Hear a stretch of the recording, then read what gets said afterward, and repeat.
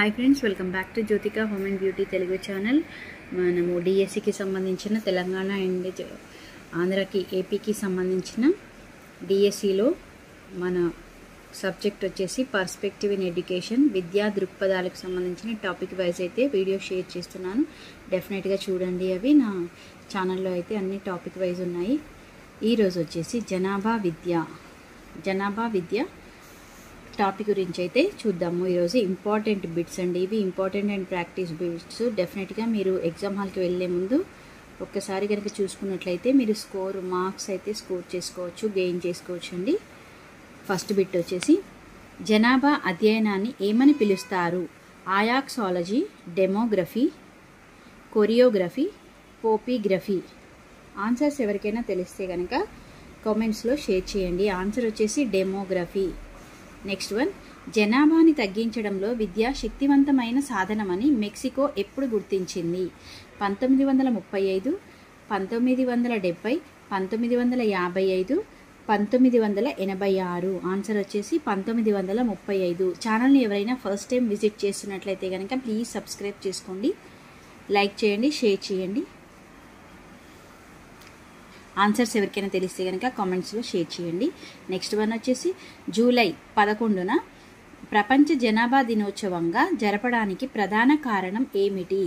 1987 July 11న ప్రపంచ జనాభా 500 కోట్లకు చేరింది. జూలై 11న జనాభా అంతర్జాతీయ సమావేశం జరిగింది.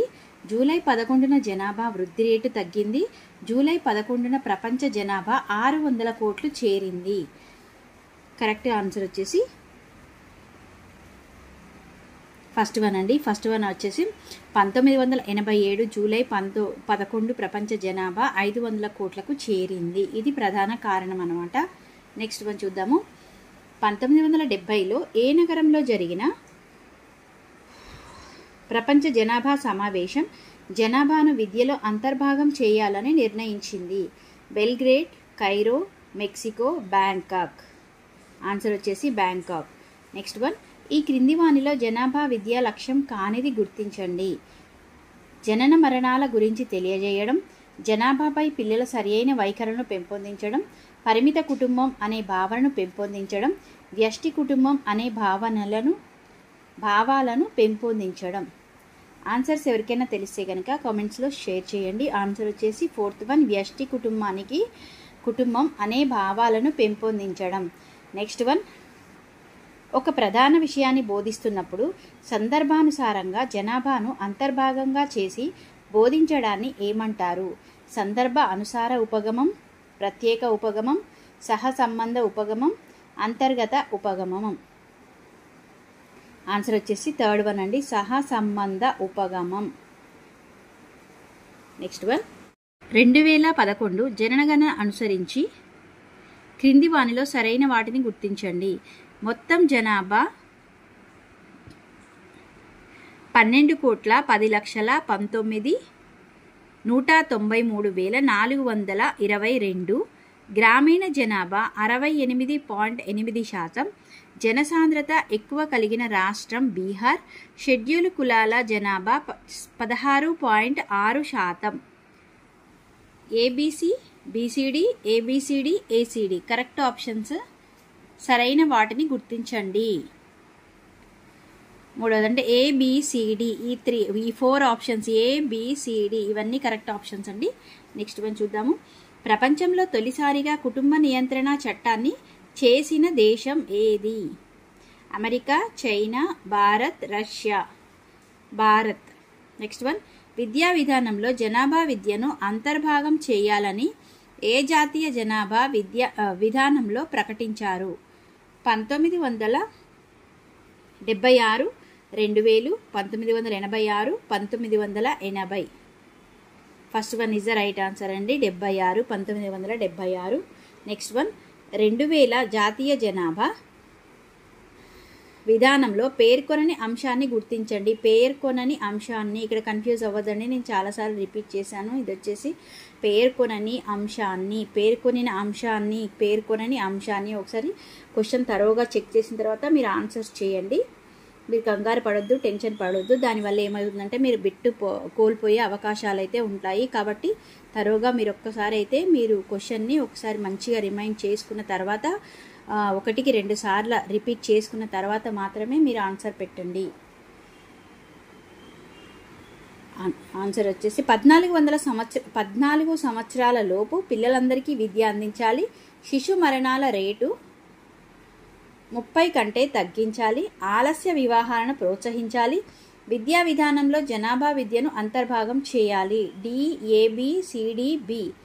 ఆన్సర్ కరెక్ట్ ఆన్సర్ వచ్చేసి 1 డి ఒకటి పేర్కొనని అంశం అన్నమాట. విద్యా విధానంలో జనాభా విద్యను అంతర్భాగం చేయాలి అనే విషయాన్ని పేర్కొనలేదు జనాభా విధానంలో.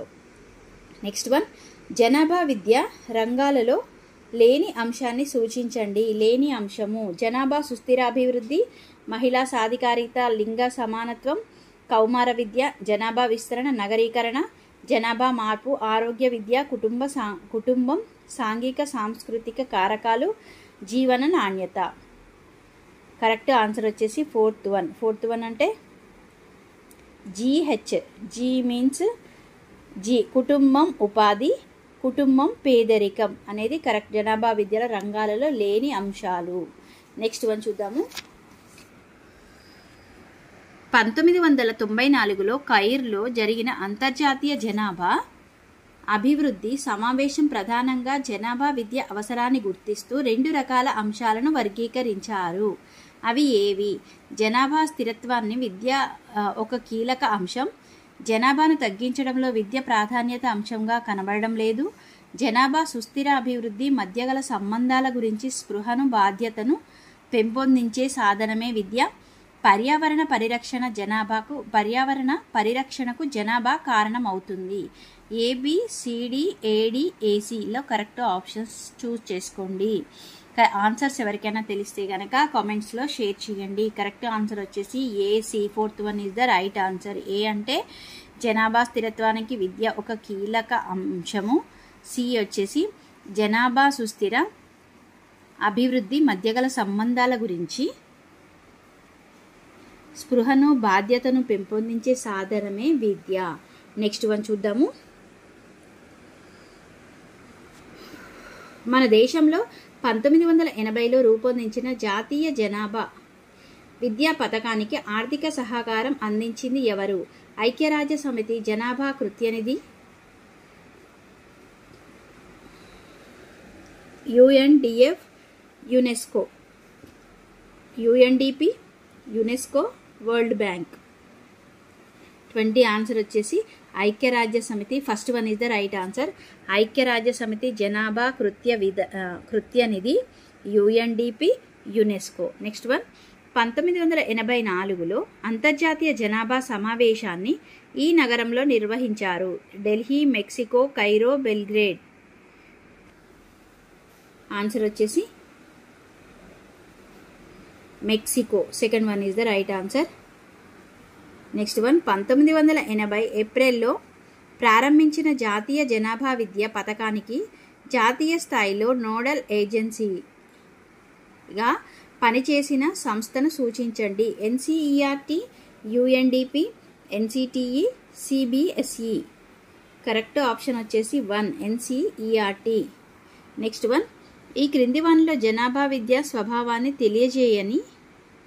తెలియచేయమని అంశాన్ని సూచించండి.